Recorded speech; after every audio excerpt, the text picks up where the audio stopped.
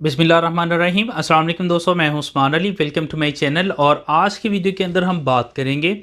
कि अगर कोई भी मुलाजिम है, कोई भी मज़दूर है, वो कहीं पे काम कर रहा है और उसकी कोई पेमेंट्स वगैरह हैं या उसकी उजरत है वो उसको नहीं दी जाती है या उसको टर्मिनेट कर दिया गया है, काम से जो है वो निकाल दिया गया है, ताहम उसके जो वेजेस वगैरह हैं या उसके जो पेमेंट्स वगैरह हैं मजदूरी वो उसको नहीं दी गई, तो वो किस तरह से जो है वो रिकवर कर सकता है सिर्फ एक एप्लीकेशन के ऊपर। तो मौजू की तरफ जाने से पहले सब दोस्तों से गुजारिश है कि अगर आपने अभी तक हमारे यूट्यूब चैनल को सब्सक्राइब नहीं किया है तो वीडियो के नीचे एक रेड कलर का सब्सक्राइब का बटन आ रहा होगा, उसके ऊपर क्लिक करके सब्सक्राइब कर लीजिएगा और साथ बेल आइकन को भी दबा दीजिएगा ताकि जब भी हमारी कोई लेटेस्ट वीडियो आए तो उसके नोटिफिकेशन आप तक पहुँचते रहें। देखें, मुख्तलिफ जितनी भी प्राइवेट ख़ास स्पेशली तौर पर फैक्ट्रीज़ हैं जो काम करने के लिए मुख्तलिफ जगहों पर मौजूद हैं, उसके अंदर जितने भी मुलाजम काम करते हैं मेजॉरिटी के अंदर जो है वो सबकी एक पॉलिसी है कि वो कम से कम जो है वो 10 से या 15 दिन की जो है वो सैलरी है उनकी वो पेंडिंग के अंदर रखते हैं और बाकी जो है वो उसके बाद जाकर उसको पेमेंट देना स्टार्ट करते हैं।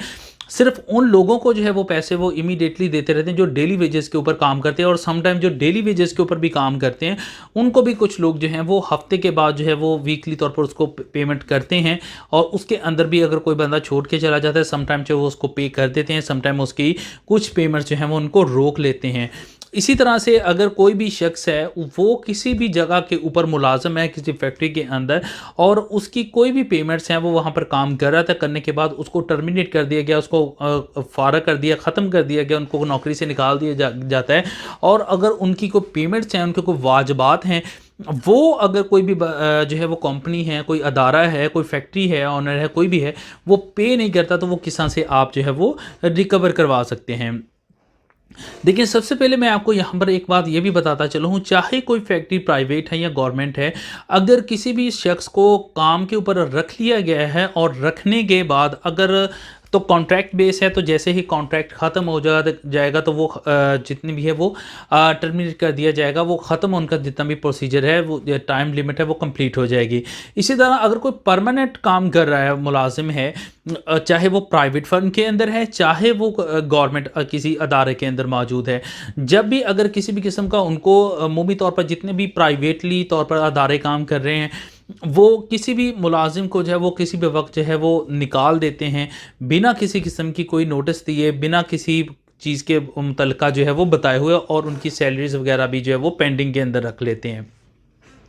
तो जब भी किसी मुलाजिम को अगर नौकरी से बर्खास्त करना हो तो उसके लिए अगर कोई किसी भी किस्म का उसने कोई इलीगली तौर पर कोई एक्ट किया है, कोई काम किया है, तो उसका सबसे पहले उनको शोकाज नोटिस दिया जाएगा, और शोकाज नोटिस देने के बाद उसको प्रॉपरली एक वक़्त दिया जाएगा कि वो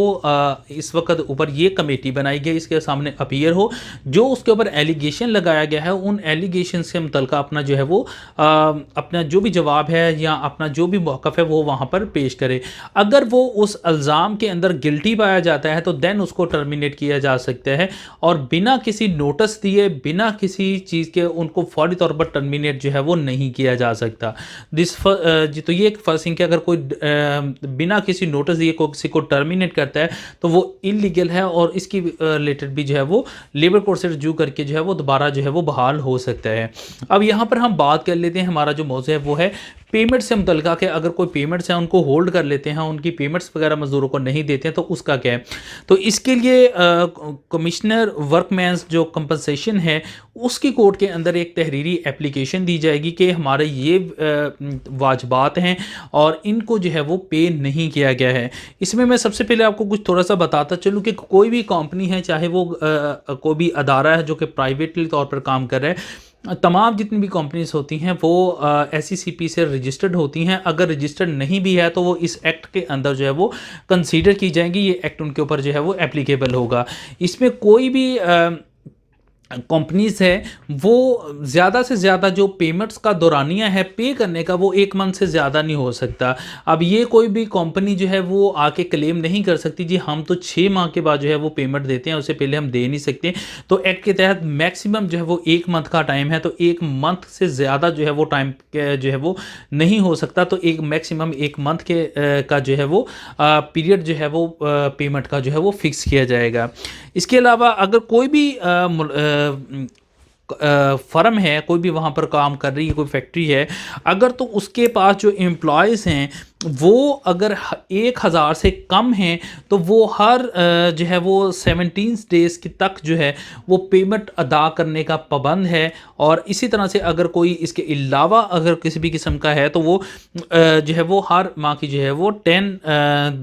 जो डेट है उससे जो है वो पहले पहले जो है वो तमाम पेमेंट्स को जो है वो क्लियर करेगा। इसी तरह से अगर कोई मुलाजिम है जो कि उन्होंने अपनी मुलाजमत के लिए कोई भी काम कर रखा हुआ था और उसको किसी भी वजह से टर्मिनेट कर दिया गया है, तो उसको ऑन द नेक्स्ट डे जो है वो वर्किंग डे के अंदर जो है वो उसकी जितने भी वाजिबात है वो क्लियर करना उनकी ज़िम्मेदारी है और उनको जो है वो on the next date clear किया जाएगा। ये नहीं है कि उसको नेक्स्टली मंथ के ऊपर या किसी अपने पेमेंट डेट्स के ऊपर जो है वो रखा जा सके। इसके अलावा अगर हम बात कर लेते हैं कि अगर कोई सी किस्म की जो है वो मुतलका जो फैक्ट्री है या कोई भी अदारा है वो कौन से डिटेक्शन जो है वो कर सकता है पेमेंट्स में के, अगर किसी भी किस्म का कोई फ़ाइन मज़दूर के ऊपर जो है वो इम्पोज़ किया गया हो किसी रीज़न की वजह से, उसकी गलती की वजह से, तो उसकी डिटेक्शन जो है वो कर सकता है। लेकिन इसकी डिटेक्शन के भी एक रीज़न है, जितनी भी ये डिटेक्शंस होंगी उसकी जो रीज़न है इनके लिए भी एक जो फैक्ट्री मुलाजमी ऑनर्स हैं उनके ऊपर भी एक पाबंदी लगाई गई है जिनका चीज़ का करना जो है वो लाजमी, अगर वो नहीं करते तो ये तमाम जितनी भी फ़ाइन्स हैं, डैमेजेस हैं, इनको जो है वो डिटेक्ट नहीं कर सकते पेमेंट में से। अब ये नहीं होगा कि अगर कोई बंदा जो है वो टर्मिनेट कर दिया गया है और उसके वेजेस वगैरह जो है उसकी पेमेंट्स वगैरह उनको रोक लिया गया है और बाद में जाकर अदालत के अंदर कह दें कि हमने ये भी फ़ाइन इसके ऊपर इम्पोज किया था, उसमें हमने पैसे काट लिए, इसमें चीज़ में पैसे काट लिए, तो इस तरह से डिटेक्टली तौर पर जो है वो नहीं कर सकेंगे। उसकी भी के लिए डिटेक्ट किस सूरत के अंदर कर सकते हैं वो भी मैं आपको जो है वो इस वीडियो के अंदर फर्दर बता देता हूँ। इसके अलावा अगर कोई डैमेजेस हैं, अगर उसकी किसी एक्ट की वजह से, उसके किसी काम की वजह से कंपनी को किसी डैमेजेस का जो है वो उठाने पड़े हैं, तो उन डैमेजेस जितने भी हैं उनको जो है वो क्लेम किया जा सकता है, उनको डिटेक्शन की जा सकती है, कंपनी उनकी डिटेक्शन कर सकती है। इसके अलावा कोई हाउस जो है वो अकोमोडेशन की गई थी, कोई उनको जो घर है, रहाइश जो है वो उनको प्रोवाइड की गई थी और उसके ऊपर भी उनको कहा गया था कि इसके ऊपर हम देखो डिटेक्शन आपकी करेंगे, तो इतना हम जो है वो इसके ऊपर रेंट लेंगे या कोई भी इसके ऊपर जो है वो डिटेक्शन करे। अगर कोई तय हुई है तो वो होम के ऊपर, घर की जो अगर कोई रहाइश प्रोवाइड की है तो उसकी डिटेक्शन जो है वो कर सकते हैं। इसके अलावा कोई भी डिटेक्शन है, अगर कोई गवर्नमेंट ने कोई नोटिफिकेशन जारी किया है कि मज़दूर लोग जो हैं या जो भी एम्प्लॉयज़ हैं उनकी इस चीज़ के ऊपर जो है वो डिटेक्शन की जाएगी। फॉर एग्जांपल कोई टैक्सेस अगर कोई इम्पोज किए हों गवर्नमेंट ने, तो वो अगर कोई नोटिफिकेशन गवर्नमेंट ने कोई जारी किया हो तो उसके ऊपर डिटेक्शन जो है वो कर सकते हैं। इसके लिए भी अगर कोई डैमेजेस हैं किसी भी बंदे ने किए हैं, कोई फ़ाइन इम्पोज किया है, कोई हाउस की जो है वो अकोमोडेशन की गई है, उसके ऊपर कोई डिटेक्शन करनी है, तो जिस वक्त जो है वो फ़ाइन किया गया हो, जिस वक्त कोई डैमेजेस उससे हुए हों, तो उसके ऊपर भी शो काज नोटिस जारी करना लाजमी है और इसके अलावा उसका रिकॉर्ड अपने रजिस्टर्ड के अंदर जो है वो रखना लाजमी है। इसके अलावा भी इसकी एक टीम बनाई गई है जो कि पेमेंट ऑफ वेजेस एक्ट 1936 है, उसके तहत जो है वो किसी भी अदारे के अंदर या किसी भी फैक्ट्री के अंदर वो विज़िट करते रहते हैं और वहाँ पर वो उसके रजिस्टर को जो है वो चेक कर सकते हैं कि किस वक्त जो है वो कोई फ़ाइन है वो इम्पोज किया गया था। अगर उसका रिकॉर्ड रजिस्टर्ड के अंदर मौजूद है और उसके ऊपर भी शो काज भी नोटिस जारी हो चुका हो और उसके ऊपर जो कमेटी के अंदर इस चीज़ के ऊपर तय पाया हो कि वाकई इसने डैमेजेस हुए हैं, तो उसका रिकॉर्ड अगर अवेलेबल हो और अभी तक जो है वो जो मुलाजिम है उसने पे ना किया हो, तो उसके ऊपर फिर जो है वो डिटेक्शन की जा सकती है। लेकिन अगर कोई रिकॉर्ड अवेलेबल नहीं है कि वो काम छोड़ के चला गया, तो इट्सेल्फ एक फर्जी रिपोर्ट बना के कोर्ट के अंदर दे दी जाएगी, ये फ़ाइन किया था कि ये डैमेजेस किए थे, ये हमने हाउस अकोमोडेशन के हमने काट लिए, तो इस तरह से नहीं हो सकता है। उसका रिकॉर्ड होना उस वक्त के लिए जो है वो लाजम है, उसके ऊपर फर्दर जो एज़ पर लॉ प्रोसीडिंग होनी जो है वो लाजम है, जो कि कंपनी के पास मौजूद है। अगर वो ऐसी नहीं करते तो इसके ऊपर डिटेक्शन जो है वो नहीं की जा सकती। इसके ऊपर जो भी अगर कोई पेमेंट्स आपकी रहती हैं वो उन्होंने पे नहीं की हैं, इसके अलावा आप उनसे मज़ीद जो है वो कंपनसेशन भी जो है वो अदालत से जो है वो ले सकते हैं, उसकी इस्तदा कर सकते हैं। आप कमिश्नर वर्क्स कंपनसेशन कोर्ट है उसके अंदर आप इसके ऊपर एप्लीकेशन मूव करेंगे, वो इसके ऊपर नोटिस जारी करते हैं, मुतल्लिका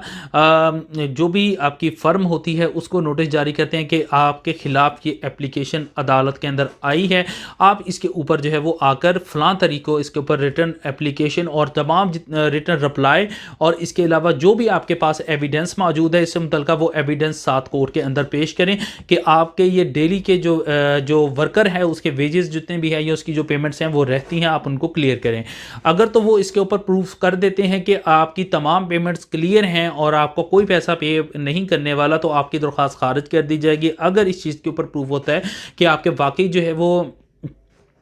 कोई भी वाजबात रहते हैं, तो अदालत उसके ऊपर जो है वो ऑर्डर कर सकती है कि इतने इसके पेमेंट्स हैं वो क्लियर की जाएं। अगर वो पेमेंट उसी वक्त कोर्ट के अंदर क्लियर कर देते हैं तो ठीक है, अगर नहीं करते हैं, अगर उनको फैसले से कोई इख्तलाफ हो या किसी भी दोनों में से कोई भी अग्रीव्ड पार्टी है उसको उसके फैसले से इख्तलाफ है, तो वो इसकी अपील कर सकते हैं और वो अपील लेबर कोर्ट के अंदर जो है वो दायर की जाएगी, जो कि आपके डिस्ट्रिक्ट के अंदर या आपके जिस भी एरिया के अंदर जो कि आपकी जुरिस्डिक्शन के अंदर लेबर कोर्ट आप लेबर कोर्ट के अंदर वहां पर इसकी अपील दायर करेंगे कि आपको इस फैसले से इख्तलाफ है, तो आप उसकी अपील वहां पर फाइल कर सकते हैं और अपील पे अपनी रेमेडी ले सकते हैं। और वहां पर भी अगर कोई अपना फैसला आता है तो आप रेट पटिशन जो है वो हाई कोर्ट के अंदर जो है वो दायर कर सकते हैं। तो इस मौजू से मुतल्लिका अगर आपका किसी भी किस्म का कोई सवाल हो तो आप वीडियो के नीचे कमेंट करके पूछ सकते हैं। थैंक फॉर वॉचिंग एंड अल्लाह हाफिज़।